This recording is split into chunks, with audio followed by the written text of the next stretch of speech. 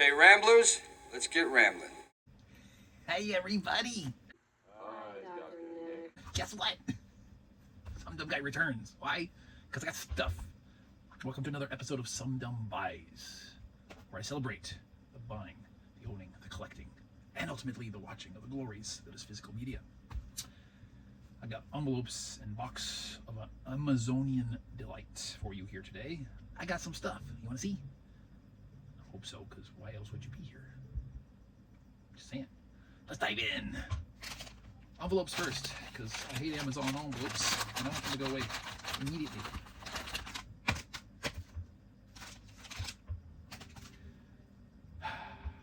Blind buys all?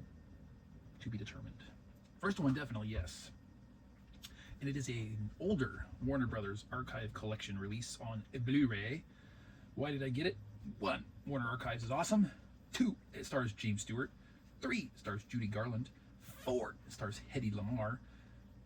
And for honorable mention, it stars Lana Turner, who I'm actually completely unfamiliar with, but it's still a great, reputable cast. The downside is the fine print on the packaging here. Greatest musical extravaganza of all time. I didn't know Jimmy Stewart ever done a musical. I'm not a fan of musicals. I'm a fan of Jimmy Stewart. I'm a fan of Warner Archive. We'll see. From 1941, black and white at 132 lengthy minutes, with the still image on the back being colorized. I say that's weird, but this is. I'm going to say Ziegfeld Girl. It could be Ziegfeld Girl, but I'm going Zeig. Zeig. See? Colorized image. Judy Garland and some dude. Why is it some dude? Because Jimmy Stewart is the only man listed on the credits on the cover here. Blur. Blur. Blur. There we go. Who is the mystery man groping Judy Garland? I'm guessing it's Tony Martin on the back credits because he's the first man listed. I don't know. Sometimes I don't know is good enough. Next envelope. Ooh, we got multiples. You know what? I don't want to do that envelope next. I'm going to do this envelope next because it's huge. I think I got something else in there with delivery of other stuff that I already pulled out because I had to do a toilet repair and I had to get some parts.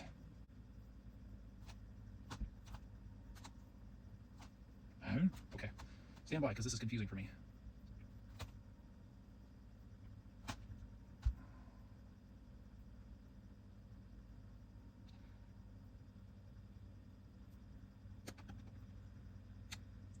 Okay, so we're in a to be determined holding pattern here, and I'll explain why in a minute. Because what we have is this. What is this? This says Kevin Costner, Yellowstone, Season 5. Kevin Costner, Yellowstone, Season 5. Back image. Focus.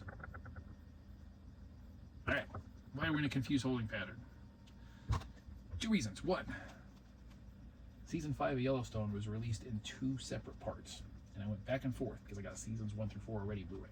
But they released a complete set on Blu-ray, 1 collection in 1 big case. Season 5 released in 2 parts. Not what I consider cost-effective buying it that way. But do I wait for sales and buy the 2 parts separately in extra thick cases, or do I spend the $100 and some odd dollars that it's currently at, 104 whatever, to buy the complete collection? Obviously, finishing it with Season 5 is the cheapest way to go, given. But it's 2 extra cases worth. I can get thinner if I get the complete set. The flip side of that, it's in the tall DVD size box, which I'm starting to develop a slight distaste for. Wasn't an issue for me before, but it's starting to become one. That's 1. So 2, both parts of Season 5 went on sale on Amazon recently. And before I could pull the trigger, one of those parts fell out of sale. The other one was still on sale. So I went ahead and pulled the trigger on it. Got it cheap. This doesn't say Part 1. This doesn't say Part 2. There's no indication on the front or the back whether this is a Part 1 or Part 2 or a complete season. Not that I'm seeing without reading every bit of detail in here, because I've only watched Season 1 so far. And I don't want spoilers. I purchased part 2 because part 1 was the one that fell out of print. I'm like, okay, by the time I get to part 5 and viewing, I'm sure the first part will go on sale again. What do I have here? It's not light. There's multiple discs in here. I don't remember part 5 being exceptionally long from what I remember hearing about the episode count. And it doesn't say part 1 or part 2. Did Paramount at some point start repackaging the entire season in one? I hope somebody knows by the time this airs and can maybe provide me some answers, because this is really, really confusing. I'm going to go back when I'm done with this and review my purchase and look on Amazon and look at the image provided and see if the packaging in the image designates part 2 or something to that effect. But just skimming through here, I see absolutely no indication at all, one way or another, first half, second half, or complete season. If I were just to take it as is, I would say this is the entire season. I'd really love that if that were the case. Years 2022, 2023, color 459 minutes. It's a lot of minutes. These are hour-long. I don't know if they include special features, right? But if you say these are hour-long episodes, I don't want to math right now. Let's just say we're 12 episodes, right? Well, it's 12 hours. No, I don't want to math right now. So these Blu-ray discs are uncensored and contain strong language. Special features are not rated and may not be subtitles.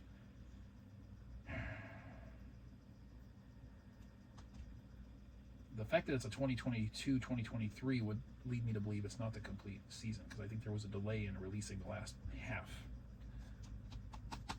I don't know. I am confused. Need input. Help. I may have, of course, solved the dilemma by the time this thing actually gets published and airs for your viewing. We'll see. I may not have. Next blind buy on Blu-ray. Purchased because this is a Claudette Colbert feature on my door with Herbert Marshall. This is either a second adaptation or a remake. I encountered the original one while searching this one.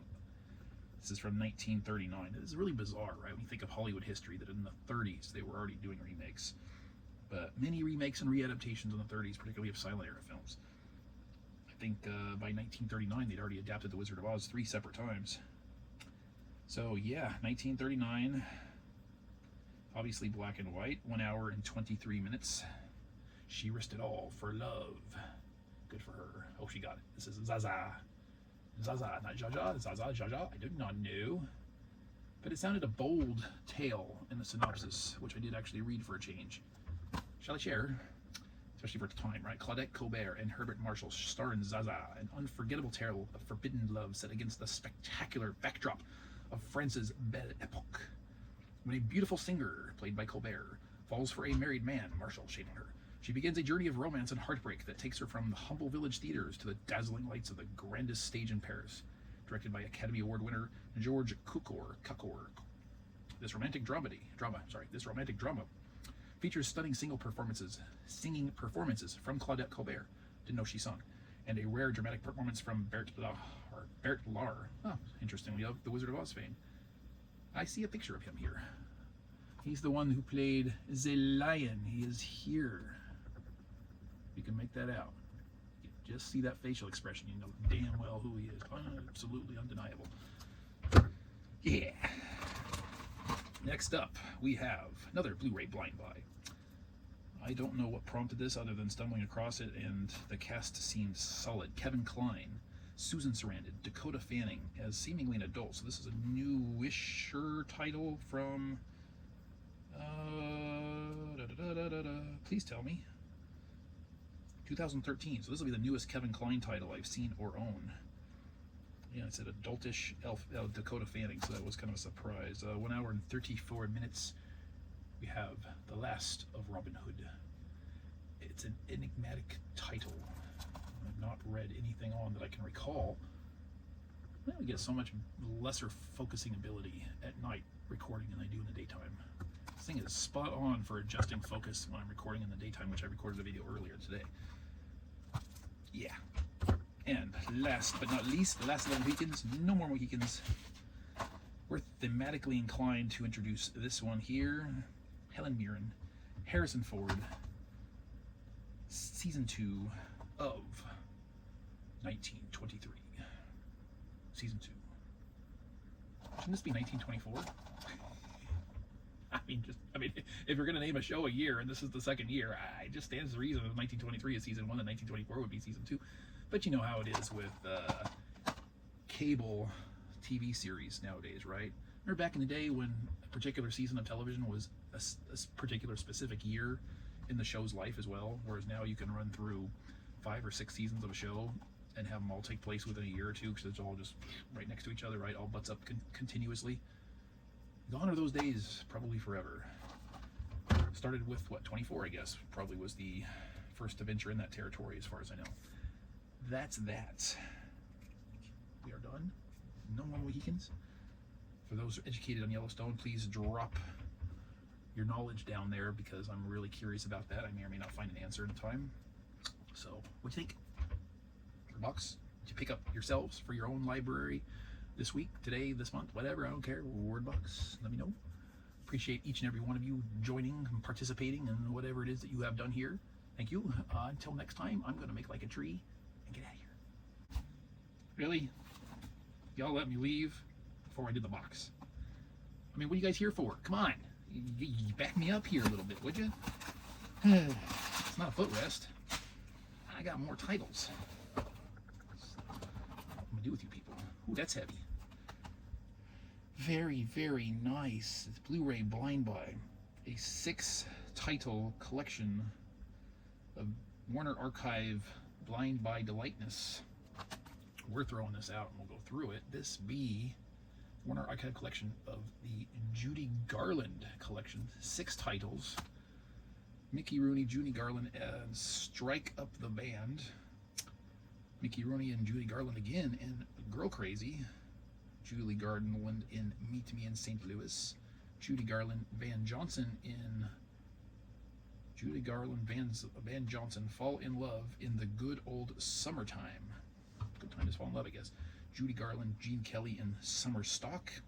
Judy Garland and James Mason in, an early adaptation of A Star is Born. I don't know which of the many versions that is in chronological order, because I know there have been several. It's like a generational thing. But, yeah. I think there's some really fine print that might list the years there, but not quite making it out. I guess we can go down to the bottom. Copyright dates. Strike Up the Band from 1940. Girl Crazy, 1943. Meet Me in St. Louis, 1944. In the Good Old Summertime, 1949. Summer Stock, 1950. And A Star is Born is 1954. That'd be later in Judy Garland's career, perhaps. I want to explore. I've got no Judy Garland experience outside of The Wizard of Oz, which is now the third time it's been mentioned, I think, in this episode. This one is one of those kind of disappointing for having to go this route, but at the same time, when it's the only route to go, it's still a win when you're able to pick up titles, right? This is a Starry Night Video proudly presents. And it's talk about something that looks cheap. I'm sure it's no doubt in public domain at this point. This is a John Wayne double feature. And we have here, what is that? What is that? Range Feud and His Private Secretary. This is the John Wayne double feature number 1.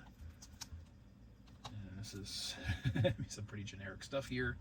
It says everyone has to start somewhere, even American legend. John Wayne began his career as Marion Morrison, an unbilled extra in 1926. His first lead role as John Wayne came in 1930, followed by stardom in 1939. Poor guy, took 13 years. But what a ride afterwards, right? Along the way, he made around 250 films, many of which would be considered B-movies by today's standards. Bring them on. And this is where things get really bizarre, because it says right here, in this 11 DVD collection, we present some of his amazing early work made from 1931 to 1937, and many made in under a week.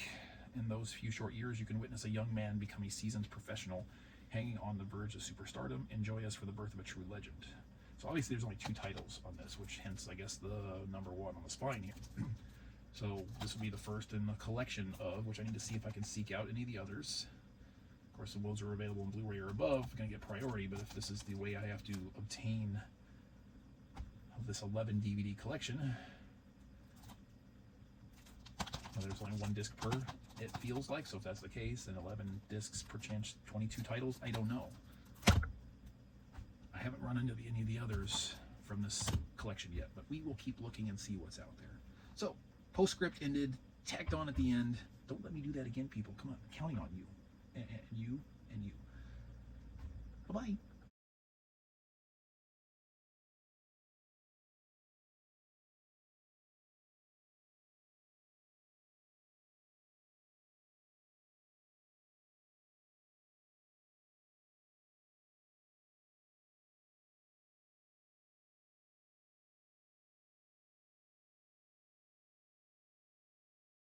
Alan.